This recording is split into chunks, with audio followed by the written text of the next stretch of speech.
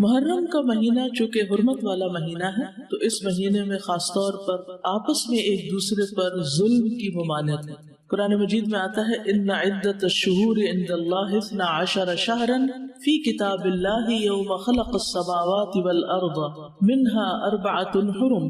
ذلك الدین القیم فلا تظلموا فیہن انفسکم۔ بے شک مہینوں کی گنتی اللہ کے نزدیک اللہ کی کتاب میں 12 مہینے ہیں جس دن سے اس نے آسمانوں اور زمین کو پیدا کیا، ان میں سے 4 حرمت والے ہیں، یہی سیدھا دین ہے، سو ان میں اپنی جانوں پر ظلم نہ کرو۔ تو میسج کیا ہے؟ فلا تظلموا فیہن انفسکم، اپنے آپ پر یعنی ایک دوسرے پر ظلم نہ کرو۔ تو کیا نہیں کرنا اس مہینے میں؟ ظلم نہیں کرنا۔ ظلم کی کون سی شکلیں ہوتی ہیں؟ ظلم ہوتا ہے کسی کو اس کے حق سے محروم کرنا، کسی کا حق چھیننا، کسی کا حق مارنا۔ اس کا یہ مطلب نہیں کہ باقی مہینوں میں ظلم کر سکتے ہیں، اس کا مطلب یہ ہے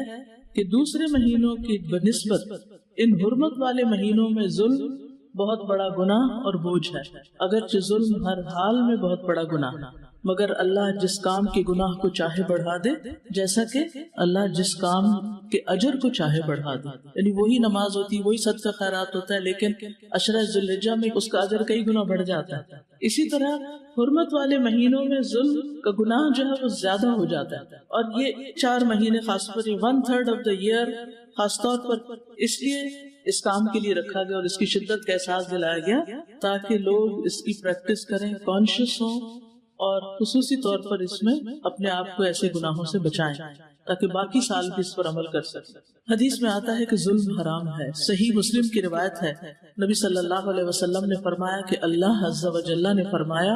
اے میرے بندو، میں نے اپنے اوپر ظلم کو حرام قرار دیا ہے اور میں نے تمہارے درمیان بھی ظلم کو حرام قرار دیا ہے، تو تم ایک دوسرے پر ظلم نہ کرو۔ جان، مال اور عزت کی حرمت کا پاس رکھنا ضروری ہے۔ ابو ہریرہ سے روایت ہے کہ رسول اللہ صلی اللہ علیہ وسلم نے فرمایا ایک مسلمان کی ہر چیز دوسرے مسلمان پر حرام ہے،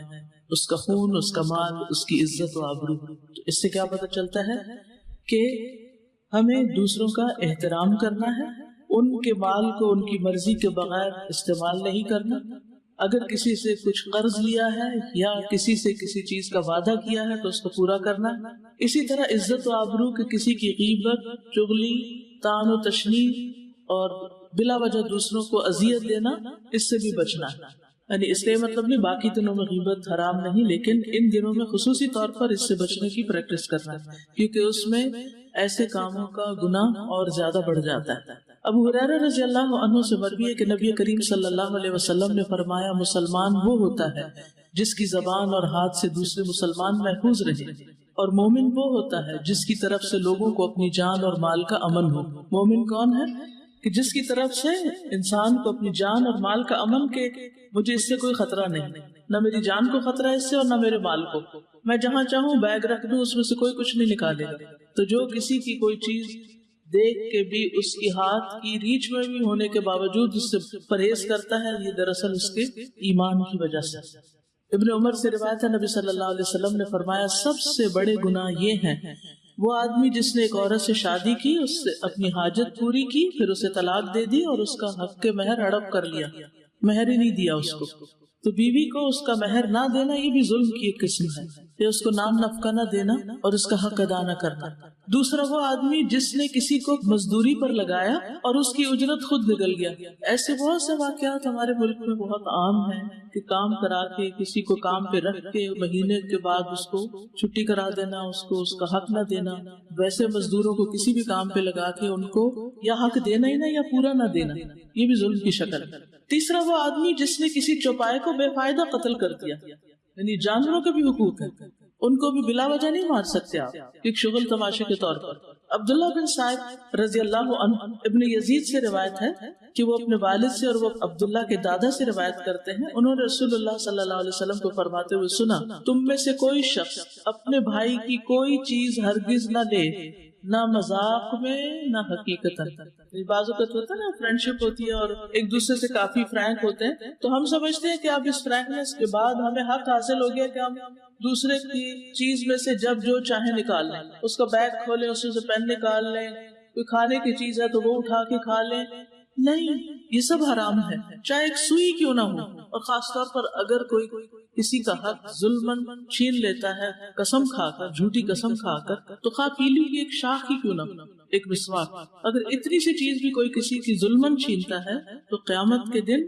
اس کے لیے آگ ہے۔ تو بغیر کسی کی مرضی کے، اجازت کے، خوشی کے کوئی چیز نہیں لینی چاہیے، نہ مذاق میں نہ حقیقت میں۔ اچھا بعض اوقات ایسا ہوتا ہے نا، مثلا کسی نے کوئی انگوٹھی پہنی ہوئی ہے، کوئی زیور پہنا ہوا ہے، اچھا ذرا دکھانا مجھے، میں ذرا پہن کے دیکھوں کیسی لگتی ہے، اچھا پہن ہی دیکھتی، مجھے تو بہت اچھی لگی، اچھی لگ رہی ہے نا، چلو تھوڑے دن میں پہن لیتی ہوں۔ ایسے نہیں کر سکتے آپ۔ مسلمان کی عزتوں کا پاس رکھنا۔ انس بن مالک کہتے ہیں کہ رسول اللہ صلی اللہ علیہ وسلم نے فرمایا، جب مجھے میرے رب عز و جل نے معراج عطا کی تو اس رات میں ایک قوم پر میں گزرا، ان کے ناخن تانبے کے تھے، وہ ناخنوں سے اپنے چہرے اور سینے کھرچ رہے تھے۔ میں نے کہا یہ کون لوگ ہیں اے جبریل؟ انہوں نے فرمایا یہ وہ لوگ ہیں جو لوگوں کا گوشت کھاتے ہیں، ان کی عزت و آبرو کے درپے رہتے ہیں۔ یعنی چاہے سامنے کسی کی بے عزتی کرنا بلا وجہ خواہ میں، یا کسی کی پیٹھ پیچھے،